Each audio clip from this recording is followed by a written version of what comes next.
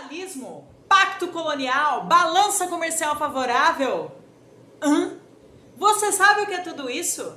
Então, aperte o sininho, se inscreva no canal e vem comigo porque hoje nós vamos falar sobre mercantilismo.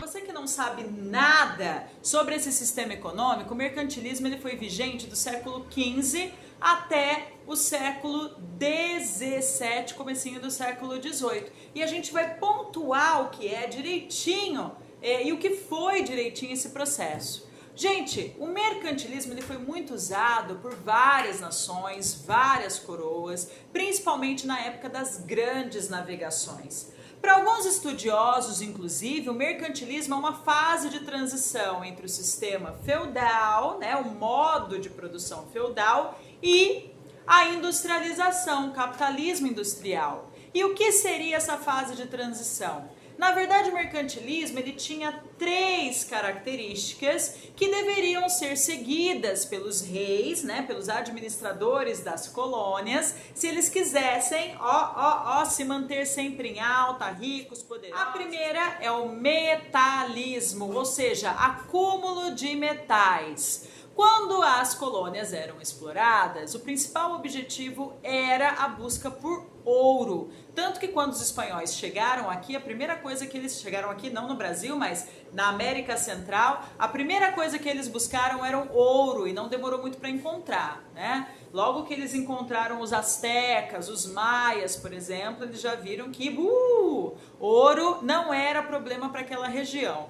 No entanto, os portugueses já não tiveram a mesma sorte. Nós demoramos alguns anos, muitos anos, para encontrar ouro aqui no Brasil. Então, quando os portugueses chegaram aqui em 1500, o nosso litoral brasileiro ele não é rico em ouro e pedras preciosas. Então ele só vai encontrar ouro depois que ele começa a explorar o interior do país. Quando ele chega nas Minas Gerais, na região das Minas, Goiás, Mato Grosso, ali sim é que a gente ia ter uma abundância em ouro, prata e pedras preciosas. Só que quando chegou esse período, a gente já estava aí no século XVII. Então, quanto mais ouro, prata e pedras preciosas a coroa ela acumulava, mais poder ela tinha, porque ela poderia investir mais em exército, mais em frotas, poderia investir mais na questão da segurança da colônia e poderia investir também em outras colônias de exploração. Então é para isso que servia esse acúmulo, quanto mais acúmulo, mais poder.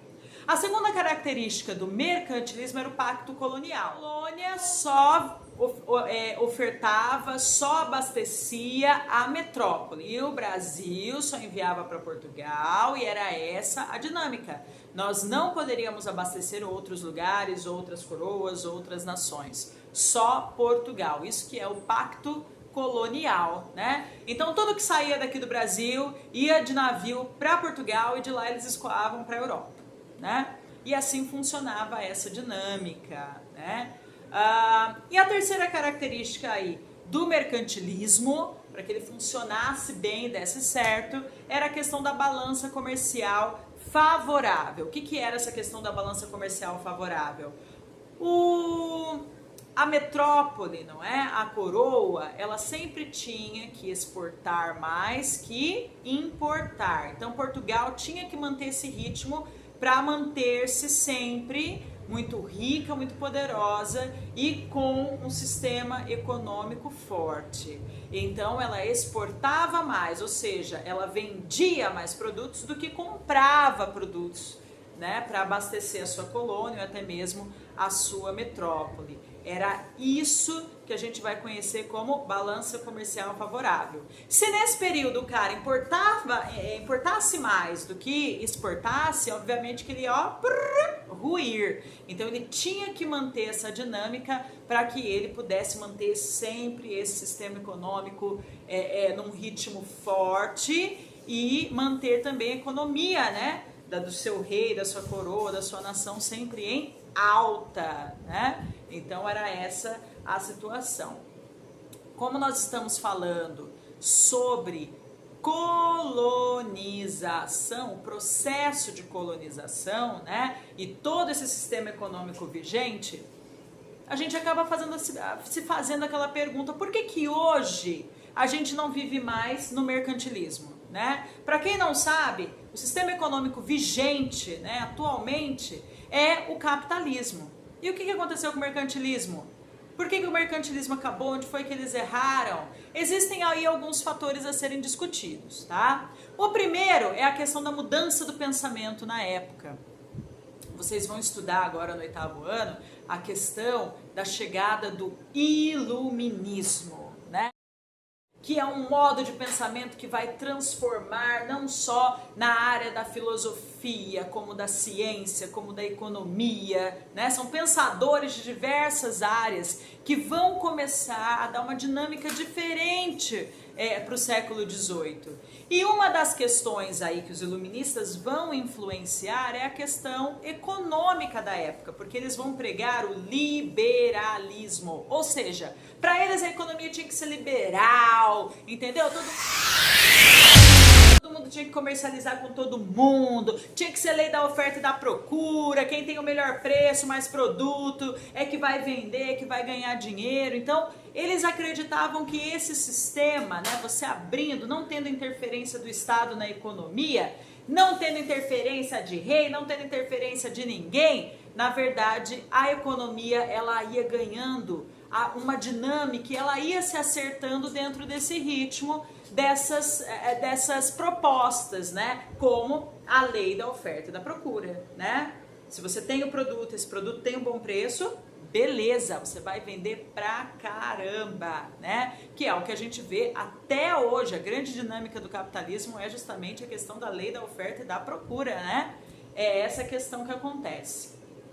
Além dessa forma de pensamento, né, iluminista, a gente também pode colocar aí um empecilho para a manutenção do mercantilismo, que foi a queda das monarquias. Então a gente vai começar também a ver processos de revolução em diversos lugares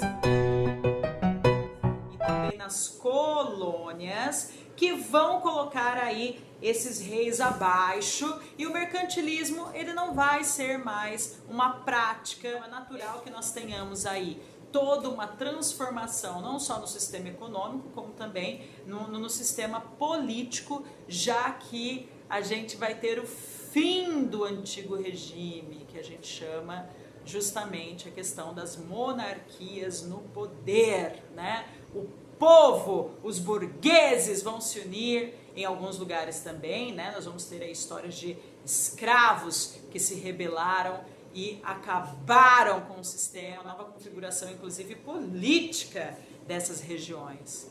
O que eu tenho a dizer para todos vocês é que estudar o século XVII e o século XVIII, principalmente o século XVIII, é você pensar em grandes mudanças, em grandes transformações que vão influenciar o mundo. E a gente vai ver isso a fundo na próxima semana, porque nós vamos falar justamente sobre o pensamento iluminista. E o pensamento iluminista é extremamente interessante porque ele traz influências até os dias de hoje. Tenho certeza que vocês vão gostar. E se você está em casa e já ficou assim com uma pulguinha atrás da orelha, curioso para saber o que é esse tal de iluminismo aí que você tanto falou, que vai fazer com que as pessoas façam revoluções e queiram mudanças, não é?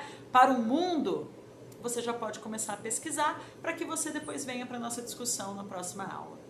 Pessoal, bons estudos, prestem atenção na atividade e qualquer dúvida é só mandar uma mensagem no Moodle. Nos vemos na próxima semana. Beijo!